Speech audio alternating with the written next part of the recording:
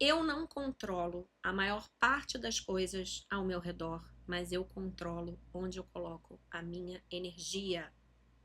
Você precisa assumir as rédeas da sua rotina, do seu dia a dia, pensando onde você quer chegar, em qual é a sua meta. Esse é um vídeo sobre organização do tempo, sobre neurociência e sobre a minha própria experiência, o que eu tenho feito.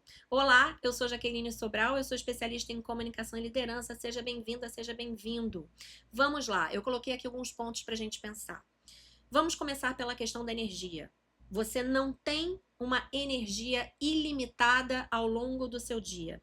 Todo dia você acorda com um determinado potinho de energia e a força de vontade está dentro desse saquinho. Claro que tem fatores aí. Se você dormiu bem, se você comeu, se você se alimentou, se você está estressado, se você não está estressado. Então, essa quantidade energética ela varia. O fato é que você vai ter que tomar decisões em relação aonde você vai colocar essa energia. E aí a gente vem a um outro ponto. A multitarefa é uma falácia. Estudos mostram que o nosso cérebro, ele liga e desliga, ele liga e desliga. Então não dá para você assistir uma reunião no Zoom e ao mesmo tempo trocar mensagem com o seu líder e decidir o que o seu filho vai comer no lanche da escola.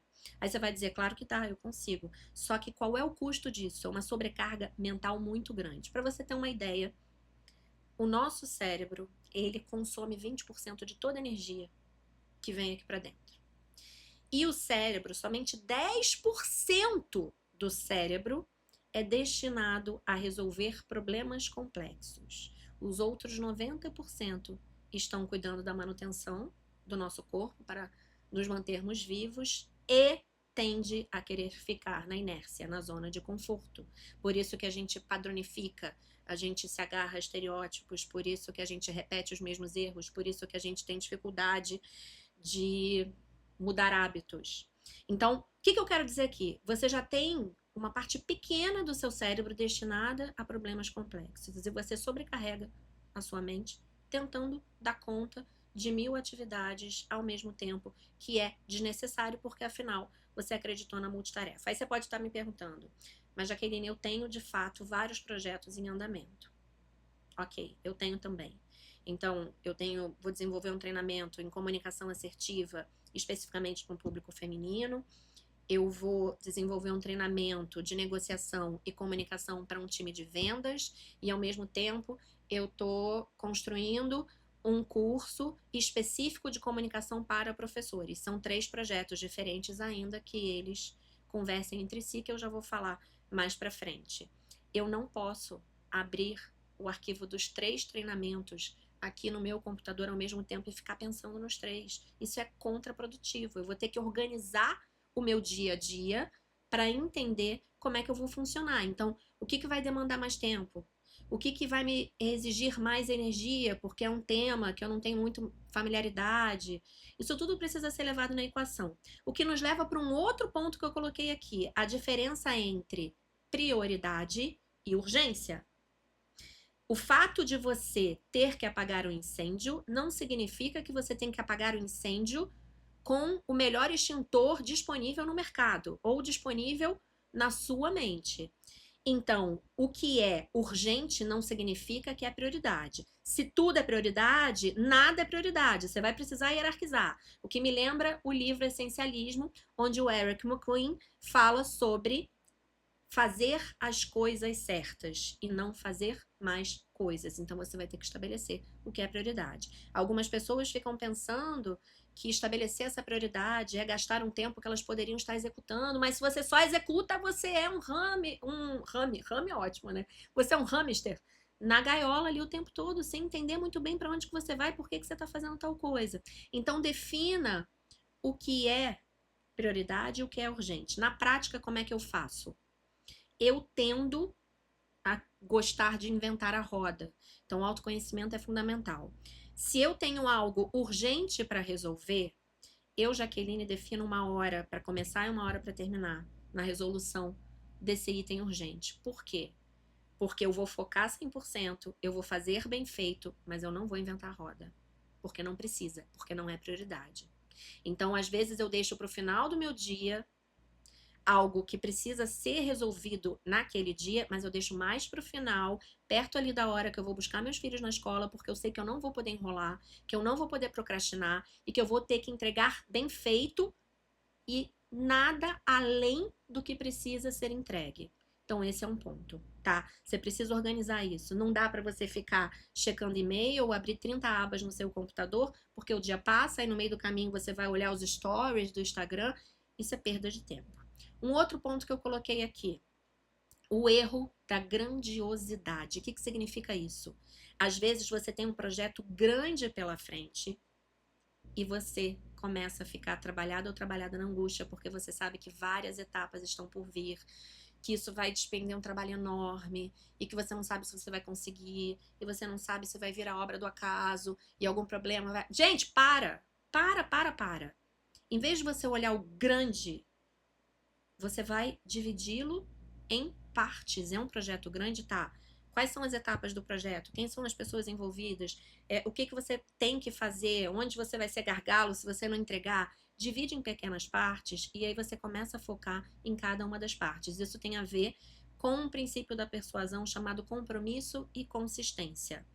As grandes mudanças são feitas de maneira constante e passo por passo. É curioso que muitas vezes as pessoas não começam projetos incríveis e não correm atrás das suas metas porque não entendem que é um dia após o outro, que você precisa definir um plano e você precisa começar esse plano sem ficar pensando no tanto de coisa que vem pela frente, mas focar na meta. Vou dar um exemplo na minha vida pessoal. Lá atrás, em 2005, 2006, por aí, que eu comecei a trabalhar na FGV, que eu era assessora de imprensa, que eu olhava os professores com mestrado, com doutorado, e eu falava, poxa, um dia eu quero fazer mestrado, um dia eu quero fazer doutorado. Você já entrou num site de uma instituição para ver o tanto de coisas que você tem que fazer para se inscrever no processo seletivo de um mestrado? Dependendo do mestrado, você vai ter que ler vários livros, participar de uma prova, com base nesses livros, fazer um projeto de pesquisa, participar de uma entrevista de banca. Aquilo às vezes é feito para você simplesmente olhar e falar, não, não é para mim. O que eu fiz? Hoje eu tenho mestrado, eu tenho doutorado. Eu fiz exatamente isso. Eu tirei a grandiosidade da minha frente, aquela ideia do senso comum, isso não é para mim, isso vai dar muito trabalho. Não, isso é para mim e sim, isso vai dar trabalho. Então eu vou começar a fazer. E estabeleci um plano para alcançar as minhas duas metas, primeiro o mestrado, depois o doutorado. Hoje parece até que assim, eu olho e falo, Jesus amado, já passou tanto tempo, eu consegui. Então, compromisso e consistência, isso vale quando você está tentando também que alguém concorde com você, que feche um grande acordo com você. Se você perceber que tá difícil, que a pessoa está sendo resistente, pegue um pedacinho desse acordo e estabeleça uma degustação para que a pessoa ali ela consiga ultrapassar o primeiro obstáculo e aí você consiga uma adesão maior. Isso vale também para os seus projetos. Pense nisso. O que me leva ao último ponto que eu quero tratar aqui nesse vídeo, que é o seguinte: plano versus meta. Você tem um sonho, você tem um objetivo de chegar em algum lugar e você vai desenhar o plano. Você não pode se apegar ao plano, você tem que se apegar à meta. O que significa isso? Pode ser que o plano que você estruturou não dê conta do recado para você atingir a meta, por isso que você vai ter que ficar revisitando o plano, vendo os resultados, né, entendendo se você tem que fazer ajustes. Eu estava assistindo uma aula hoje do falecido Daniel Kahneman, numa pós que eu estou fazendo online, né, uma videoaula gravada, em que ele diz que a maioria dos planos não vai dar certo do jeito que a gente pensa que vai dar, porque nós somos seres humanos altamente enviesados, com vários julgamentos, a gente confunde intuição com pensamento padrão repetitivo, a gente acha que a gente está indo pelo caminho certo, mas a gente não tem uma habilidade para ter uma visão externa e fica só lá parado na visão interna. Então, muitas vezes, você vai ter que revisitar esse plano e entender que você vai ter que mudar a rota. Então, você não pode se apegar ao plano, à rota. Você tem que se apegar à meta. Então eu volto para o início do vídeo.